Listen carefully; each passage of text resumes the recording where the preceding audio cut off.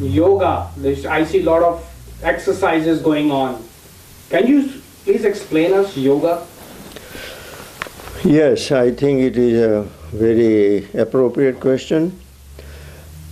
First of all, the pronunciation that you said already needs to be corrected. It is not the word yoga that we hear all the time, not only in the Western world, but now I hear even in India. The yoga or yoga is a Sanskrit word, and the root of that word yoga is yuj. And from yuj, which is a root word, comes yoga. Word yoga then really means to connect. Just like we connect horses to a buggy, we tie them up.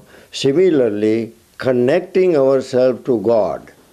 That was the only original purpose of yoga, how to get ourselves connected to God. Any path, any practice, any knowledge, all this was coming under the title of yoga. Now, Bhagavad Gita has 18 chapters, and all the chapters are titled as yoga. In other words, every chapter, when properly understood, leads us to God. However, unfortunately, in this modern society, we turn everything into commerce, business, and to our very shallow requirement and make it a fashion. So unfortunately, word yoga has been made as a fashion, and one of the most popular system of yoga is in India, what we call Patanjali Yoga.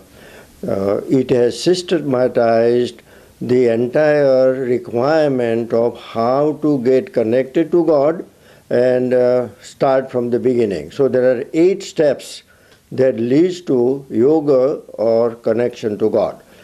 It is yama, niyama, asana, pranayam, pratyahar, dharana, dhyan, and samadhi. So these are the 8 steps that are necessary in order to have said that I have achieved yoga, or I am connected, or married, if you want to say even that I am connected to God. The first step has 5 requirements. Without yama and niyama, there is no progress about yoga. So first thing is that we must understand and practice yama and niyama. That is, satya means truthfulness, then ahimsa is non-violence, then brahmacharya is chastity, then asteya is not to steal, and aparigraha is to have a simple life.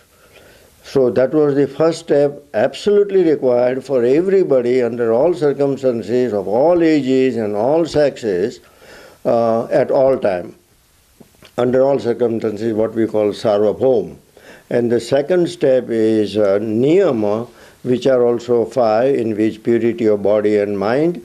Then there is austerity, tapa. Then there is understanding or study of the scriptures by ourselves or with the help of the teachers, and then surrendering to God, and of course satisfaction, santosh. To be satisfied with God, what God has given, and not be greedy all the time, that no matter what we are never satisfied. To be satisfied is a requirement in order to move forward, and then surrendering to God. After having practiced these 10 requirements alone, we move forward. And the next thing comes, which has become a fashion right now, is asana. Of course, present culture is oriented to flesh or the body. We are all body worshipper here.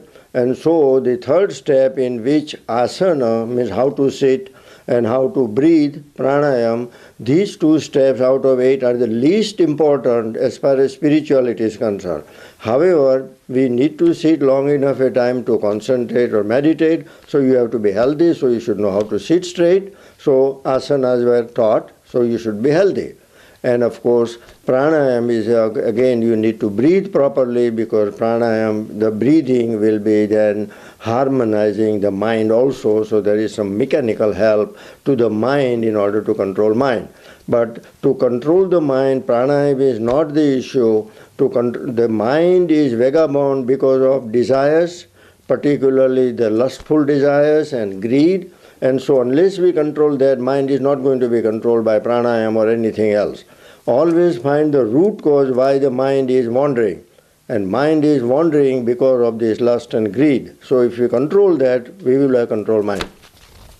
So asana, pranayam, they are okay, they are good, they should help us to keep healthy, but they are least important. And then comes pratyahar, in other words, try to retract ourselves. We are always outgoing, and God or the love cannot be realized by going out and searching God outside, always outside objects. So we have to train our mind to come in because God is inside. So that is pratyahar. And then there is a meditation, dhyan, then there is contemplation, dharana, dhyan, and samadhi is a self-realization. And that is yoga. The last step is you are connected to God, what we call samadhi, or what Buddhism calls nirvana.